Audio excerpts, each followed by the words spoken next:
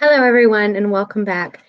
We're going to talk about punishment procedures a little bit more in depth. So, in the last video, we talked a lot about the ethical implications of punishment procedures and that we never do a punishment procedure unless it's the last resort and in consort with some other reinforcement procedure for adaptive replacement behavior.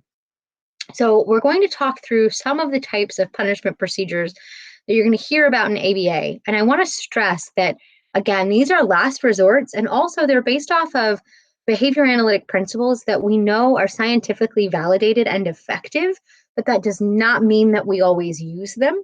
So please don't think just because you hear something that means that it's something we utilize or that we utilize often. I'm just going to bring it to your attention so that you understand sort of the guiding principles of behavior reduction, whether or not it's something that we ethically would do or not. And I'm going to try my best to specify when it's something that ethically we would not do, despite it being empirically effective, demonstrated in the data, behaviorally speaking. Just because we can reduce behavior in that way does not mean that we would or will. But I do want you to have the understanding of behavior reduction principles in its entirety. And so we are going to discuss some things that might be somewhat controversial. So I do want to just preface this video with that. So keep watching. I promise we're going to try to break this down as best we can. Okay, so let's talk about some punishment strategies, right? And remember that there's both positive and negative punishment. So, and again, we're not talking about good and bad. We're talking about positive, adding something to the environment, negative, removing something from the environment. So one of the things that we talk about is positive practice and restitution of the environment. So that means that we are going to have a individual engage in some sort of corrective behavior. So for instance, let's say that you have a student who destroys property, engages in aggression to property, and they tear up a whole bunch of paper and they throw it across the floor and they knock over chairs and desks and books are, flying around the classroom. Positive practice and restitution of the environment means that when that behavioral episode has ended, that student is safe, that student is de-escalated. We've used other strategies to get to that point, but we're now going to have that student restitute the environment or put it back the way that it was. So that means that essentially we're going to fix the wrong, right? So if we destroyed property, we're going to fix it. So we're going to pick up the chairs that we've knocked over and slide them back under desks. We're going to pick up the books and put them back on the bookshelf. We could go so far as to have them tape back together the piece of paper that they ripped up. It really depends, right? So this is, again, one of those ethical things, right? So this is our ethical flag going off. Is it ethically permissible for me to have a middle school student that ripped up a math worksheet, spend some time taping it back together? Well, if it's not in 60 million pieces, and I'm not going to then further restitute the environment with other things, and I'm not going to add additional work by having him complete more worksheets after the fact, then maybe. Is it permissible for me to have a 5-year-old non-vocal student on the autism spectrum piece back a piece of paper that he's ripped up and tape it back together as restitution for the environment? Probably not. Because again, we're looking at what skills does the kid already have in their repertoire. If we have the skills in our repertoire and are engaging in choice behavior to engage in maladaptive behavior as a form of escape, or we're old enough, we're high functioning enough, we're adaptive skills are high enough to understand and make decisions to engage in other types of behavior, then it might be more ethically permissible for me having him tape back together that piece of paper rather than a student who doesn't have the skills in his repertoire, who doesn't have the ability to engage in skill acquisition behaviors versus choice behaviors. If we don't have those skills in our repertoire, then it's not going to be ethically permissible for me to have that little guy that's non-vocal tape back together a piece of paper that he ripped. Right? So this comes back to, again, we're meeting the student where they're at, and we're making decisions based on student by student cases. So we're not going to make overarching decisions. We want to be ethical at every decision that we make. And even if it's permissible to make that choice with a specific student, that doesn't mean that it's an ethical one. And so again, we're going to rely on our ethics code and our supervisors and colleagues and teams to help inform the decisions that we make. So positive practice and restitution of the environment. Another thing with restitution of the environment that we have to be careful of. Let's say that you have a kiddo that's engaging in aggression to property for attention, and then you provide a whole bunch of attention by having him restitute the environment. That's not actual punishment. We meant it to be a punishing consequence and a punishment procedure to reduce the aggression to property behavior. What we've actually and accidentally done is reinforce that behavior because we've provided attention to it. So we do have to be careful there, right? Punishers are only punishers if they decrease behaviors. Reinforcers are only reinforcers if they increase behaviors. So we do need to make sure that we're sort of cognizant of whether or not the consequences we're providing are having the effects on future behavior that we intended, or whether the opposite is happening and we've accidentally punished or reinforced something that we didn't mean to. All right, so now let's talk about overcorrection. This is something that you often hear with restitution of the environment or positive practice is overcorrection. And that's the idea of not just fixing the wrong, but then going a little bit further and doing a little bit more. So this would be the idea of, let's say your child engages in some aggression to property and he throws a whole bunch of stuff around his room. And you have him clean up his room and put things back. And then you also have him vacuum the rest of the house. That would be overcorrection. Okay, this is the kid that pours out soda angrily onto the kitchen floor, and you have him wipe up the soda, and then you also have him mop the entire kitchen floor. We're fixing the thing that went wrong, but we're going a little bit further. Now, again, there are some ethical implications, ethical red flag going up. Is it permissible to do that with a student that understands and is capable of actually mopping the floor? Is the overcorrection part of the procedure matched to the level and intensity of the behavioral episode that happened? It's not, we're making sure it's not too much work. It's not something that's so aversive. It should not be ever something that is dangerous or unsafe, or even potentially dangerous or unsafe. It should be done under the careful direction and supervision of someone else. Also, you should never make that decision to do it, especially as a behavior analyst. I'm not going to make that decision without also talking to my supervisor. Even as a BCBA, a credentialed individual, you should be talking with your team members about making those decisions. As a parent, it's certainly within your right to use restitution, positive practice, and overcorrection, right? Parents do that often. Okay, we messed up our room. We need to clean the house and earn back some things, right? Like we're going to need to do some work to make up for that. Parents are totally within their right, but still we want to make sure that we're taking into account those ethical red flags. We don't want it to be something that's potentially dangerous. We don't want it to be so aversive that we've not only punished that behavior, but maybe several others that we didn't mean to. We want to make sure that it's matched the behavioral episode that happened. So I'm going to have you mop the kitchen floor because you poured soda out on it. I'm not going to have you clean the entire house. I'm not going to have you clean all of the floors in every room, just that one. So making sure that we're not going too far overboard, making sure that the things we're asking them to do as part of overcorrection and restitution are skills that they can actually engage in. So I'm not going to give a 2-year-old a mop and say, go at it. I'm also not necessarily going to expect them to do it independently. I may ask them to restitute the environment or implement some sort of overcorrection procedure, and then I might also offer help. I will help you do it if you can ask me for help appropriately, and then we can utilize that as a moment to build some rapport back and talk about how, hey, what could we have done instead of pouring the soda out because we're angry? What are our coping skills that we could have utilized? How could we have asked for help in a more effective, more appropriate manner? Right? Okay, so positive practice, restitution of the environment, overcorrection. Another one we talk about is negative practice. And this one is one that I think gets the most controversy. So negative practice is the idea that we're going to have someone engage in that maladaptive behavior over and over and over and over again until they are exhausted and do not do that thing anymore. Okay, so let me be clear. This is not a behavior that's dangerous. We are not going to have a kid repeatedly touch the hot stove to teach them that they shouldn't do it. That would be wildly unethical, unsafe, dangerous, neglectful, and abusive. We're not going to do that.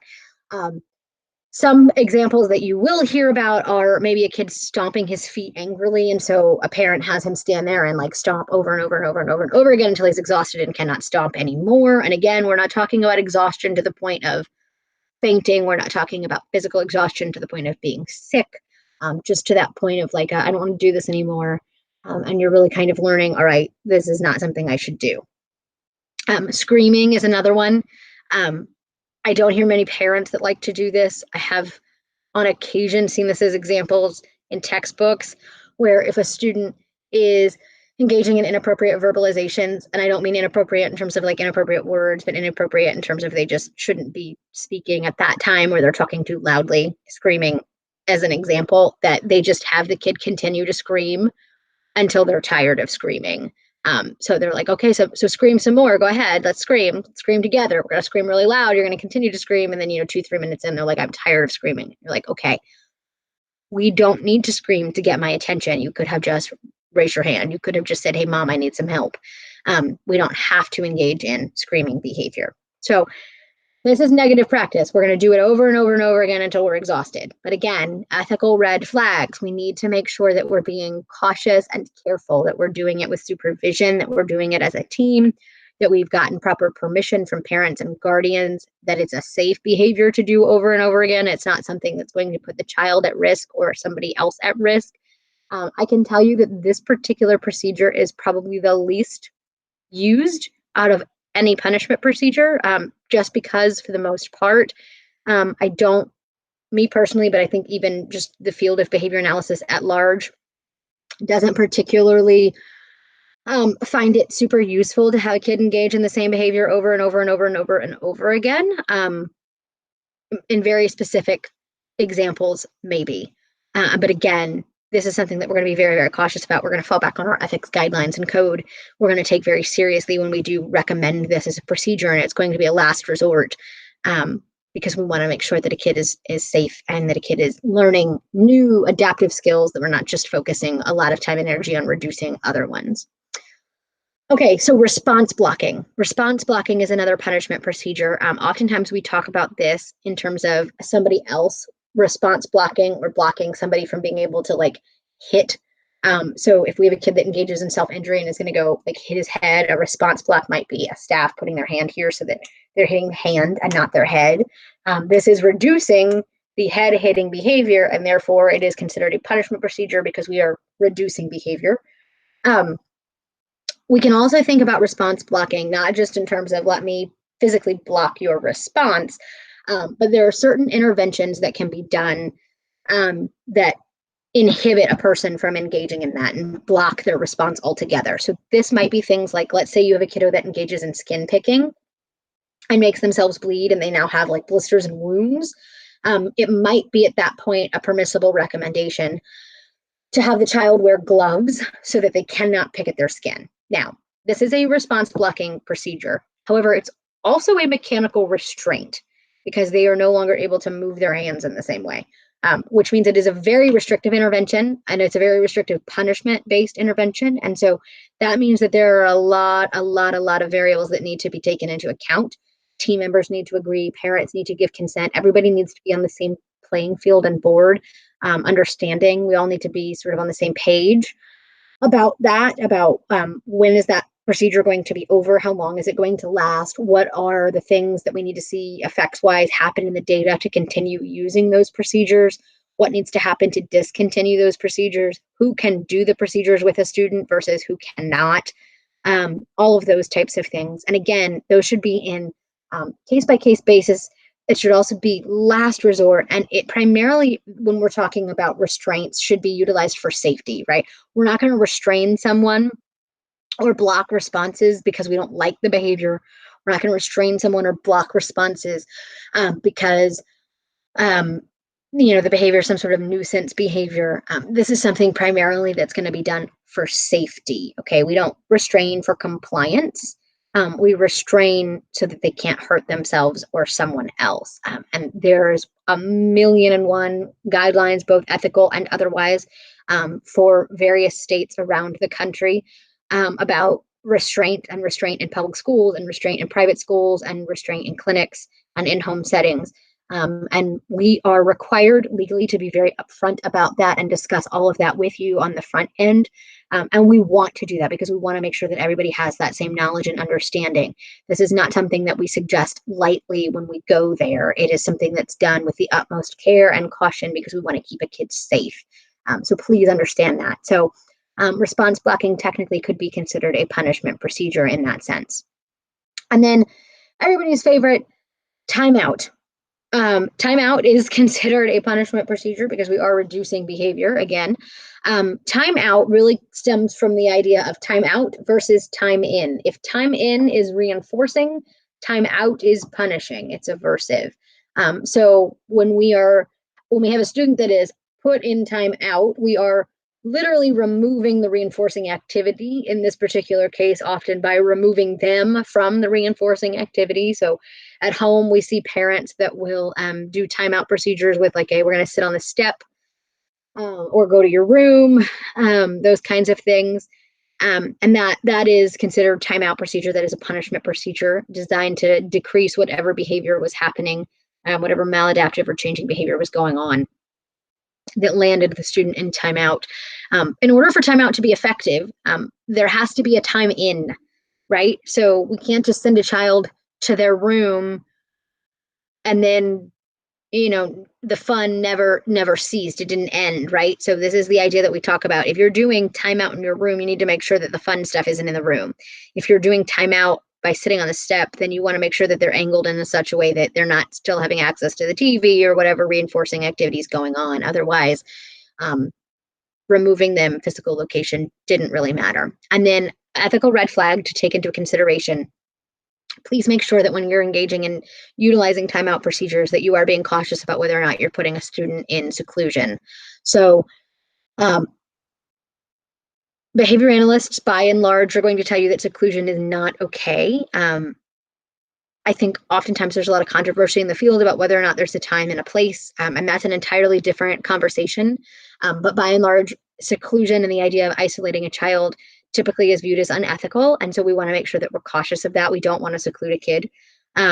So be careful when you're using timeout procedures, especially if you're putting them somewhere else for their timeout. Make sure that that time is limited. Make sure that if there's some sort of learning that's supposed to be going on, that they still have access to those opportunities. They still have access to an adult. Please do not lock them anywhere.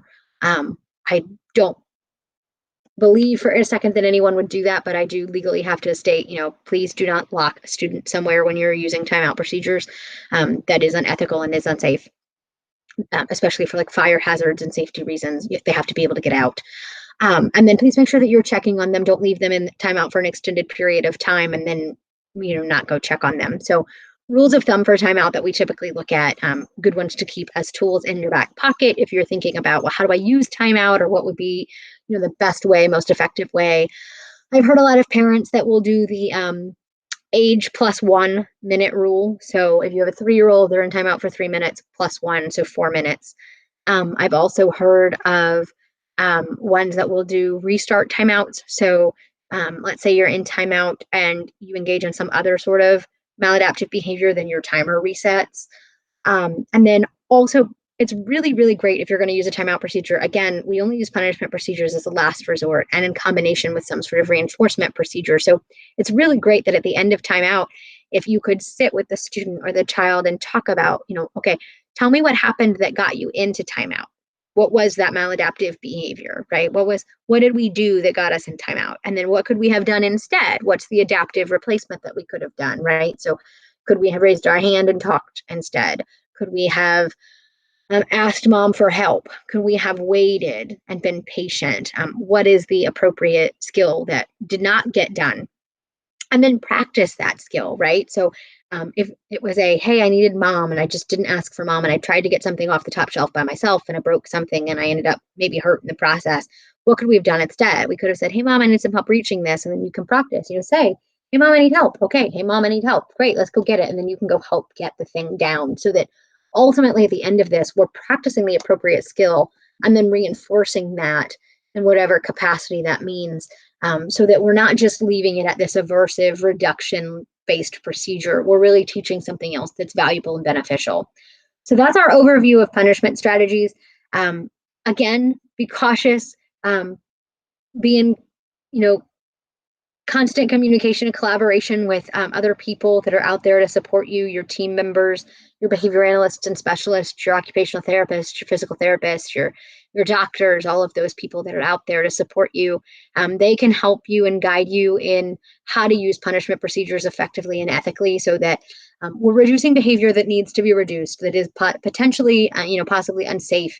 But we're doing so in a safe manner that's, not potentially traumatizing, that's not going to reduce behavior to zero levels without teaching something else instead. That is an ethical way to do so. That is a last resort and is in combination with some sort of reinforcement-based procedure as well. So thanks for joining us, and I'll see you in the next video.